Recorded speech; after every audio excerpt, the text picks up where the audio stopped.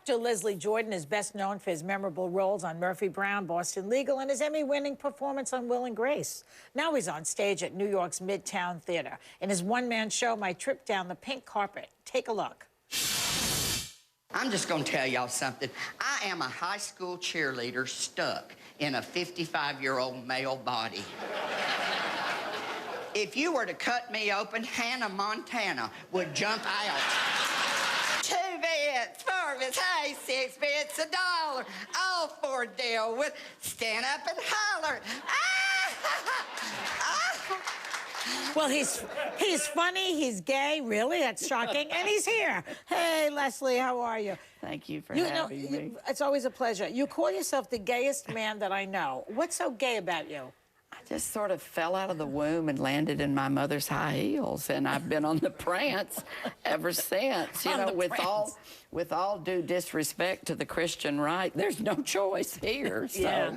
Yeah. A lot of gay guys, though, the postmen and policemen, they don't have the same aura that you have. Exactly. You know, so not all gay men are, what did you call it? Out on the prance? Out on the prance. And who are you gayer than, do you think, in the media, for example? Oh, my gosh. Are you gayer than I'm a lot. Sean? I'm gayer than Sean Hayes, probably. Hayes. I'm gayer than the guy that plays the straight guy on the sitcom. Oh, The Good Wife? Alan Cumming? No. The one that played Doogie Howser. Oh, Neil Patrick Harris, yes. Yeah. You're gayer than he is. Probably. Yes, well, he's okay. Now, how old were you when the first time you went to a gay bar? I was 17 years old, and I had made a decision for my own sanity that I just had to meet some queers. I just had to. And I borrowed my mother's red Monte Carlo, and I drove down to a very unseemly part of town, and I sat there for 3 hours and watched a couple of people go in and chickened out and went home, told my mother that I was doing a research paper at the public library. And She bought it? She, bless her heart, what I put my mama through. So you were not out to your mama at that point? No. So then when did you come out to your mother? I think she just sort of figured it out. I wanted to tell her when I was 12, and I did.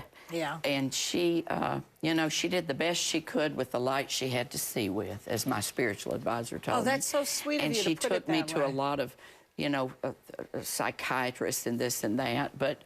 You know, there was just, I mean, you can't, it's what we are. It's not what we do. So how do you change? I know. You know, what you are. I always say, why would anybody choose to be vilified by the entire population? And the reason that I wrote this play and the reason I wrote the book was this, I read, there's a wonderful organization called the Trevor Project. Yes, I know Suicidal Hotline for gay, lesbian, bisexual, transgender, questioning youth.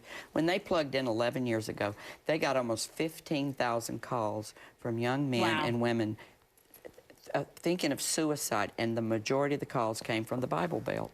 And I thought, that's my story. Okay, you know, before we go, tomorrow?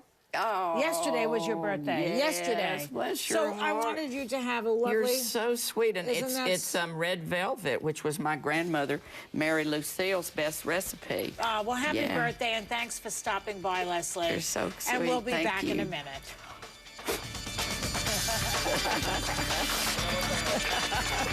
We can't sing happy birthday.